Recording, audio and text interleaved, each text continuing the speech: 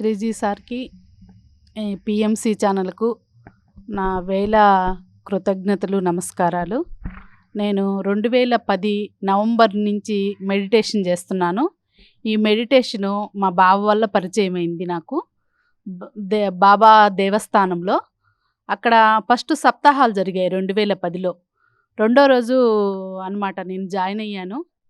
వచ్చినప్పటి నుంచి బాడీలో షేకు అట్లా వచ్చేది. అంతకుముందు నేను నాన్ వెజ్ అంటే తినేవాళ్ళము బాగానే. ఆ మెడిటేషన్‌కొచ్చిన ఫస్ట్ రోజు నుంచే నేను అది వదిలేశాను. ఏ విధంగా అంటే బాడీలో కప్పగంతులు అలాంటివన్నీ బాగా వచ్చాయన్నమాట. అనుభవాలు బాగా ఏర్పడ్డాయి.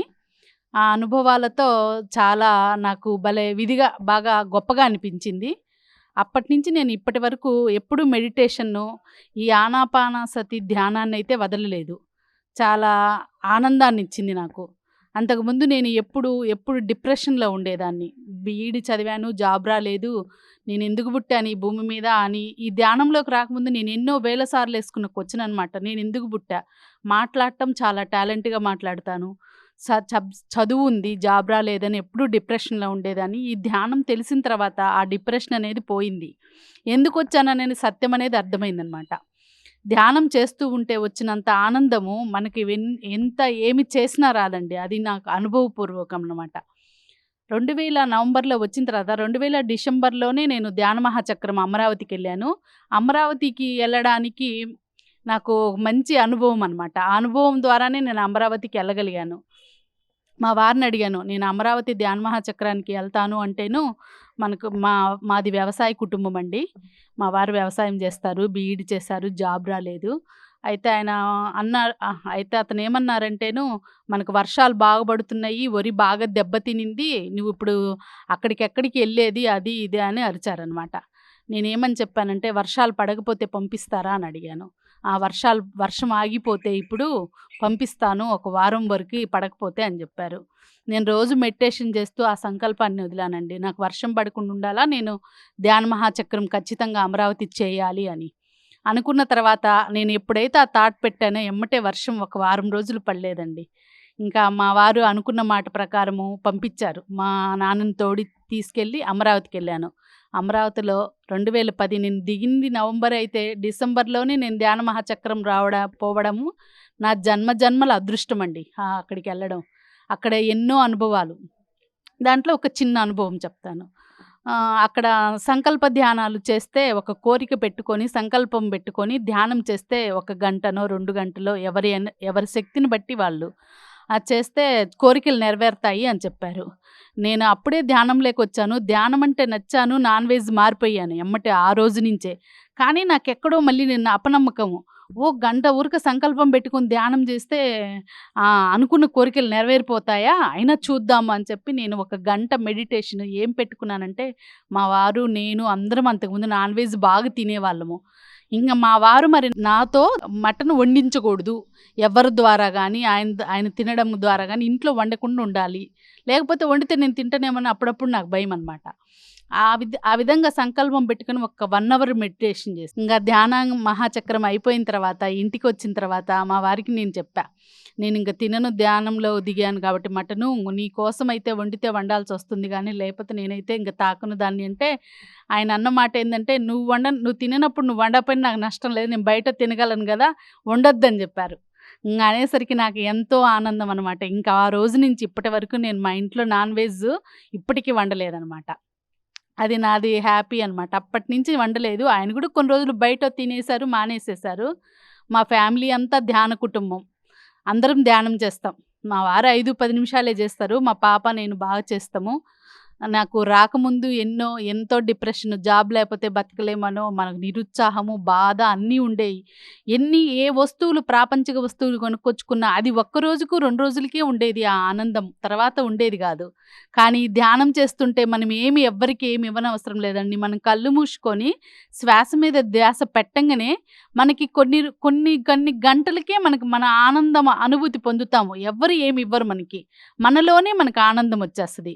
అది అది మనం చెప్పేదానికంటే ఆ అనుభవిస్తే మాత్రం అది ఎంతో ఆనందాన్నిస్తది. ఆ రోజు నుంచి ఇప్పటి వరకు నేను జీవితాంతం జీవితం మొత్తము ఈ ధ్యానాన్ని వదలకూడదు, ధ్యాన ప్రచారము వదలకూడదు అని నిర్ణయించుకున్నాను. అయితే 2010 నుంచి 16 వరకు బుక్స్ చదివేదాన్ని గానీ, ధ్యానం ఎక్కువ చేసేదాన్ని కాదు. 2016 కనిగిరికి రవీంద్ర అనే ఒక వ్యక్తి సెంటర్ నిర్వహిస్తూ చాలా గొప్పగా ఈ ధ్యానాన్ని చాలా ఇదిగా తీసుకెళ్లారు.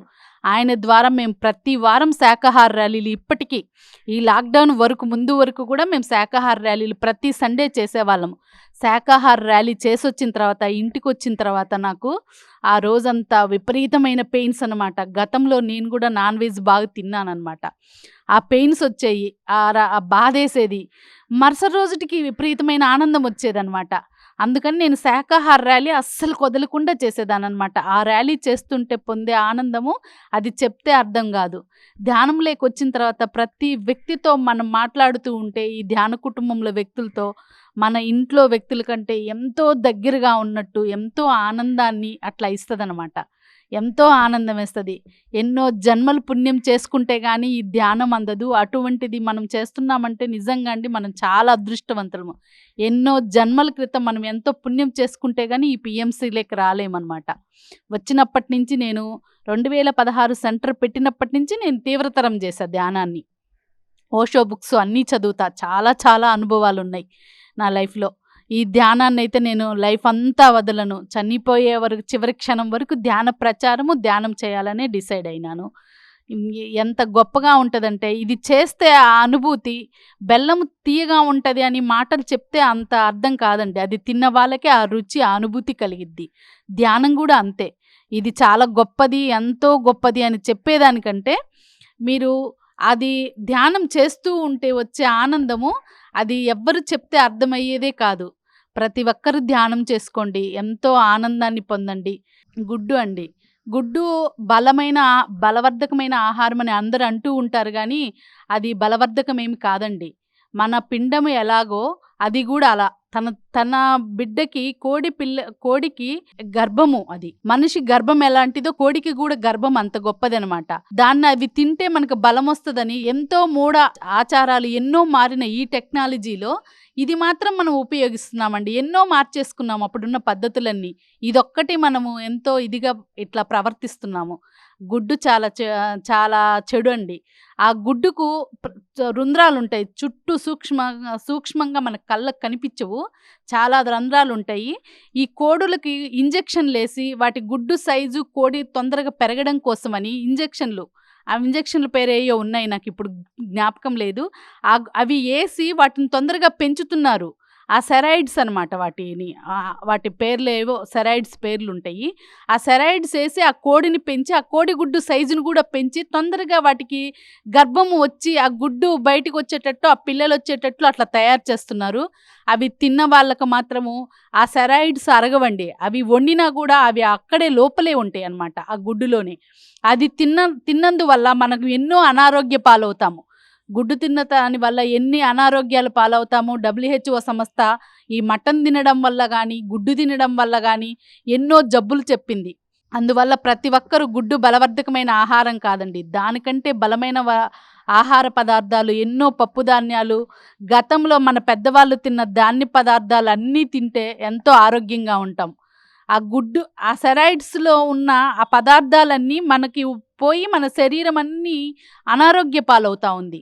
దయచేసి గుడ్డు ఎవరు తినొద్దండి. ఇప్పుడు ప్రెగ్నెంట్‌గా ఉన్నాం మనము ఆడవాళ్ళము. మన పిండాన్ని ఎవరన్నా కొడితే మనం ఒక్క క్షణం గూడా క్షమించలేమండి. ఆళ్ళు భర్త అయినా గూడా వదలం, తండ్రైనా వదలము. అలానే కోడిది గూడా అంతేనండి. అంత గొప్పది. దానికి నోరు లేదు కాబట్టి అది ఏమంటం లేదు. అదే మనిషి అయితే మనం అట్లా వదిలేస్తామా? వదిలేయము. ప్రతి ఒక్కరూ దయచేసి ఏ జంతువు యొక్క గుడ్లను మీరు ఖచ్చితంగా దయచేసి తినొద్దండి. అది మనము ఆ జంతు జన్మలన్నీ దాటి వచ్చేసాము. మనం ఇప్పుడు వాటికి తమ్ముళ్ళు, చెల్లెలు లాంటి వాళ్ళు మనకు ఆ జంతువులన్నీ. వాటికి మనము మన తమ్ముళ్ళకి, చెల్లెలకి మనం హాని చేస్తామండి? ఎప్పుడైనా చెయ్యలేము. వాళ్ళు మనకంటే చిన్నవాళ్ళు, తప్పు చేసినా క్షమిస్తాము. అటువంటి మనము మనకంటే తక్కువ జాతి జంతువులని బలమైన జంతువులు కాదని, మనమే బలవంతులమని, తెలివి కల్లవాళ్ళము అని చేసి మనం ఎన్నో అరాచాలు చేస్తున్నాము ఆ జంతువుల పట్ల. ఆ బాధ మనకు తెలియకుండా మన ఆత్మలో నిబ్రిడీకృతం అవుతుందండి ఆ బాధ అనేది.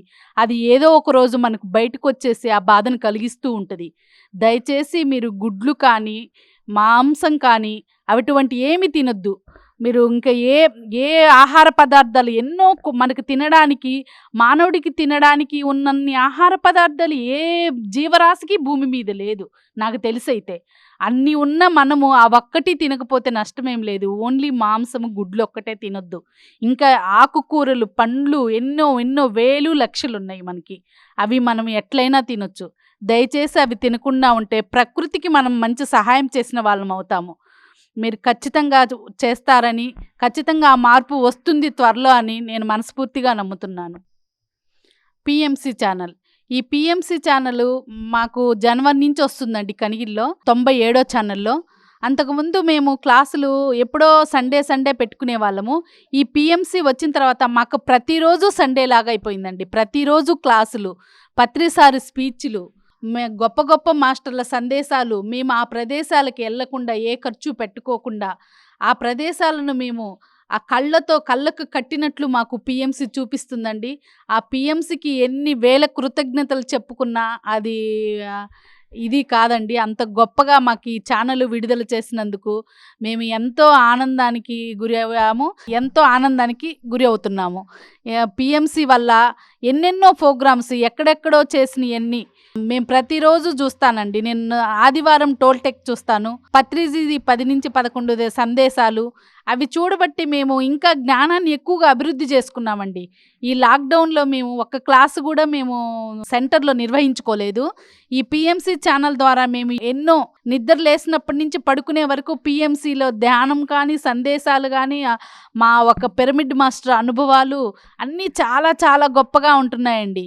ఈ పిఎంసి పెట్టిన ప్రతి ఆత్మస్వరూపానికి నా ఆత్మ ప్రణామాలండి. ఈ అవకాశం ఇచ్చిన ఈ పిఎంసి ఛానల్కి నా కృతజ్ఞతలు, కోటి నమస్కారాలు. Thank you.